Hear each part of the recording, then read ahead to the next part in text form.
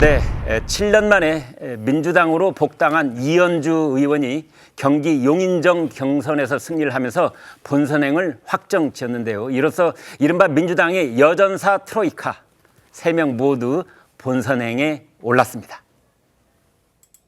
지금 당의 상황이 저는 제가 전략 경선을 수용하는 게 당에 도움이 될 거라고 생각을 합니다. 이 상황을 제가 잘 돌파를 함으로써 이게 본선에도 더 도움이 될 거라고 생각하고요.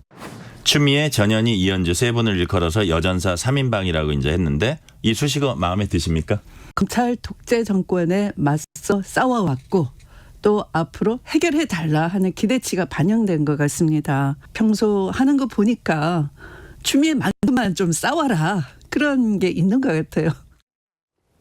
네, 추미애 후보는 싸움, 그건 내가 자신 있다 이런 말까지 해주신 것 같은데 한성훈 기자님, 이현주 전 의원 그러니까 이제 경쟁자들을 물리쳤는데 그 경쟁자 중에는 친명이 포함되어 있었어요. 예, 맞습니다. 이현주 전 의원이 과거 이재명 대표와 이 문재인 정부 민주당을 줄곧 비판해왔지만 결국 이 친명계 이현욱 전 경기주택도시공사 사장과 이 용인 출신 박성민 전 청와대 청년비서관을 누르고 경선에서 승리를 했습니다. 이 철새 정치인이다 이런 비판이 있었지만 결국 비명계 현역 민주당 의원이 본선행 티켓을 따낸 건데요.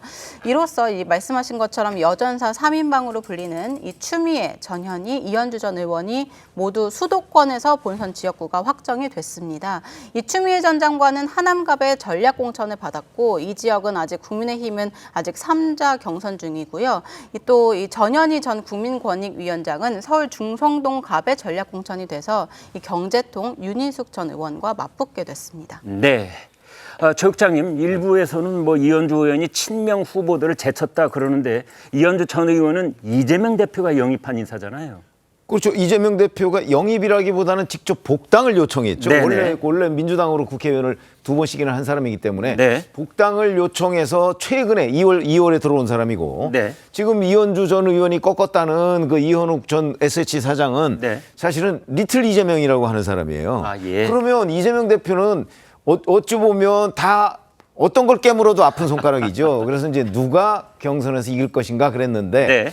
그 가장 최근에 그 이재명 대표가 신경 쓴 사람은 이현주 전 의원이에요. 예. 가장 최근에 복당 요청을 했으니까. 최근의 뜻이 실려 있는 것 아니냐. 그렇죠. 네. 아니 더군다나 저 지역을 보통의 그 민주당 경선 방식은 민심 50%, 당심 50%잖아요. 네. 그런데 저 지역은 용인정의 경우에는 국민 경선 100%로 했어요. 아. 그러면 누구한테 유리할까요?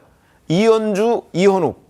이현주 전 의원 훨씬 더 잘 알죠. 지명도가 높으니까요. 지명도가 높죠. 네. 그러니까 일반 국민들한테 물어보면 당연히 이현주 전 의원이 유리할 것이다. 그래서 제가 보기에는 가장 최근에 본인이 복당을 요청해서 민주당으로 들어온 이현주 전 의원이 유리하도록 그 지역의 경선 구도를 설계했다. 저는 그렇게 봅니다. 네.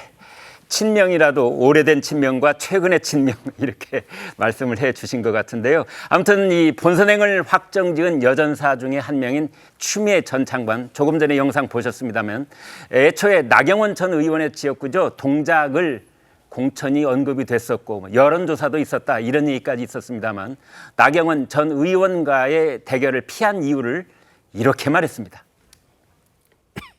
생각보다 지지율이 안 나와서 상대적으로 조금 더 쉬운 곳으로 보냈다? 이건 아닙니까? 그렇지는 않고요. 1월 한 중후반쯤에는 제가 당의 조사에서 제가 들은 얘기입니다. 근데 듣기로는 저에게 이제 동작을 추천하면서 그 당시에 12% 정도 압도적으로 앞서고 있다라고 장관님이요? 네네 하셨는데 민주당의 공천이 좀 시끄러워지면서 많이 좀 정당 지지도가 내려가면서 이제 같이 이제 영향을 받은 건 있는 것 같은데요. 각 당의 어떤 대표적인 여성 인물끼리 부딪혀가지고 실컷 까십거리나 제공하고 외모 경쟁한다 이렇게 정치 까십거리만 자꾸 생산이 되면 바람직하지 않겠다 그런 점을 생각해서 그냥 묵묵하게 동의를 했죠. 네, 자 추미애, 나경원 두 분 다 판사 출신이고 또 여성이고 이제 그런 점을 염두에 둔 듯 까십거리를 제공할 가능성이 있었다 이런 말을 했는데요. 네. 자, 김 대변인 어떻게 들으셨습니까? 글쎄요, 총선에서 가십거리, 외모 경쟁 이런 거 하고 네. 총선에 유불리하고 무엇을 선택할까요? 가십거리와 외모 이런 게 조금 뭐 문제가 있다 하더라도 총선에서 이길 수 있으면 그걸 선택을 하죠. 네. 그런 측면에서 보면은 국민들이 객관적으로 이해하기는 좀 어려운 설명이고 네. 본인 입장에서 하는 설명이라고 들어주면 네. 되지 않을까 이런 생각합니다. 왜냐하면 본인이 본인에 대해서 이야기하고 주장하는데 네. 나쁜 이야기를 할 리는 없잖아요. 네.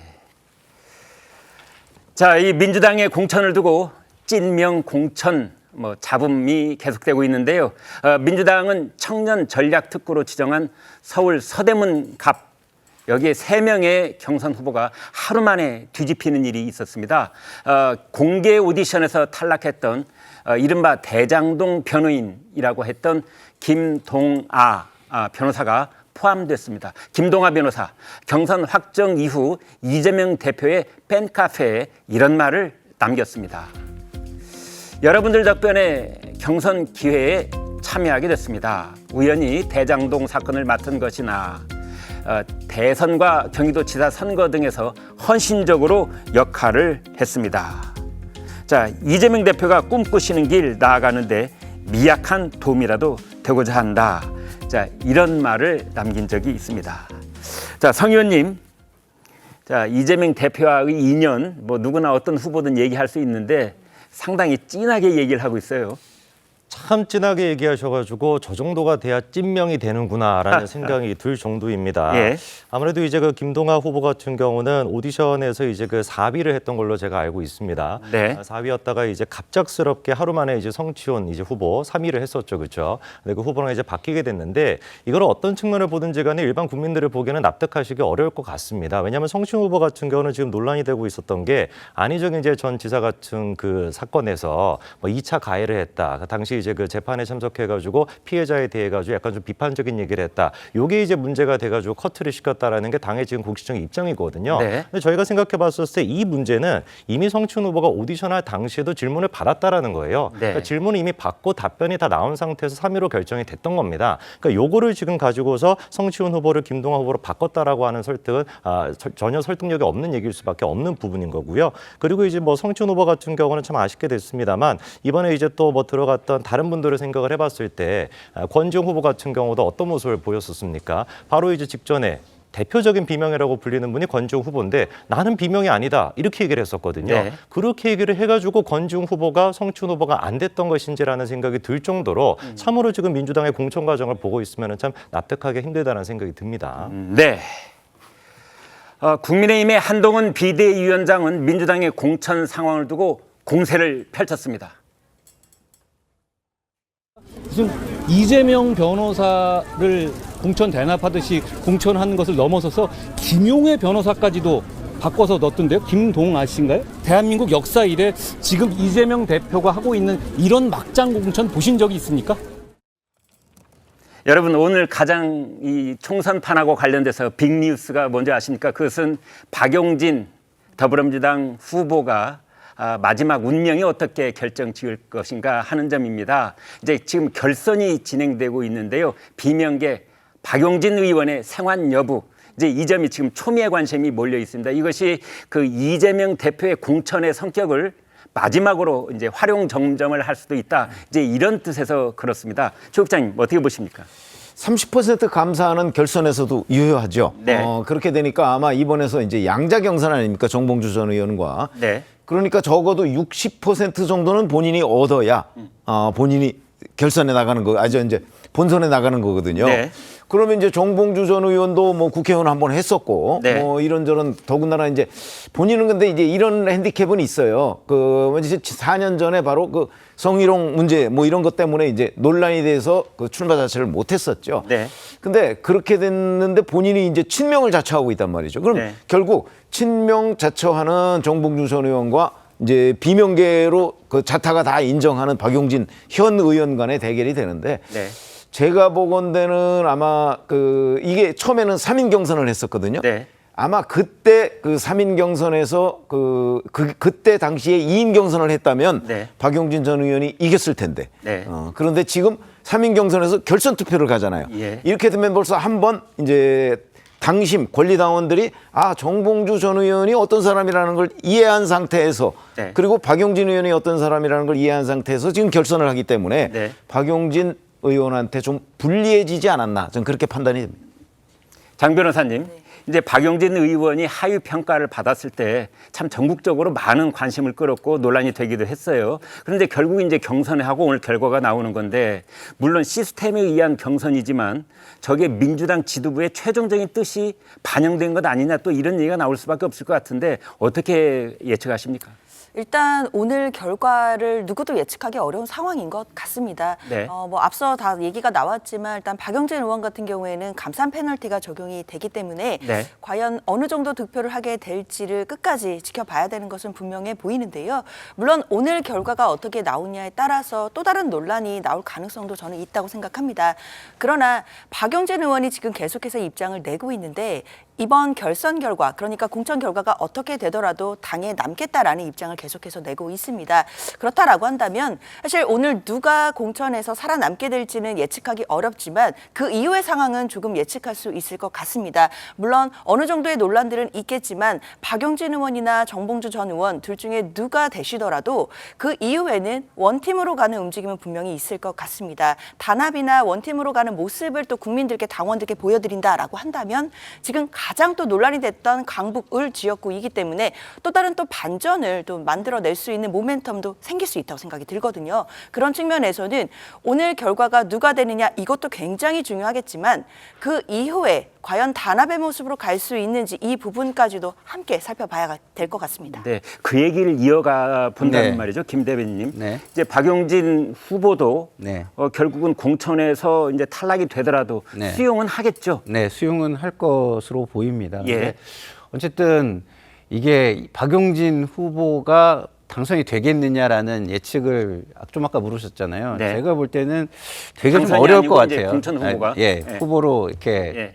승리할 것이냐, 예. 이렇게, 공천을 거머쥘 것이냐 이 네네. 부분에 대해서 저는 좀 쉽지 않을 것이다 이런 생각이 최국장님하고 드는데 같은 의견이시네요. 네네. 네. 왜냐하면 제가 지금까지 보면서 그래도 설마 하는 부분이 사실로 네. 이렇게 된 상황이 너무 많습니다. 네. 특히나 박강원 의원의 그 경선 탈락은 저한테 굉장히 좀 충격적이었는데 네.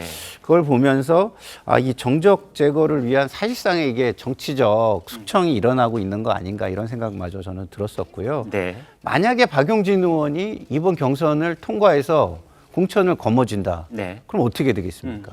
사실상 이재명 대표의 대안으로 떠오르는 거예요.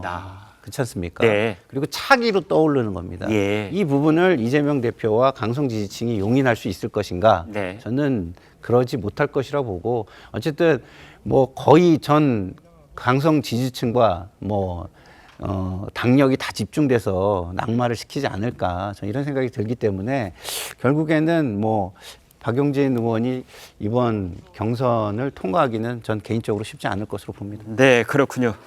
이재명 대표에게 당권, 대권 포함해서 가장 강력한 라이벌로 부상할 수 있는 박용진 의원, 이재명 대표의 뜻이 반영된 당심이 결국은 이번 경선 결과에도 영향을 미치지 않을까 이렇게 본다라는 것이 김상일 대변인의 말씀이셨습니다.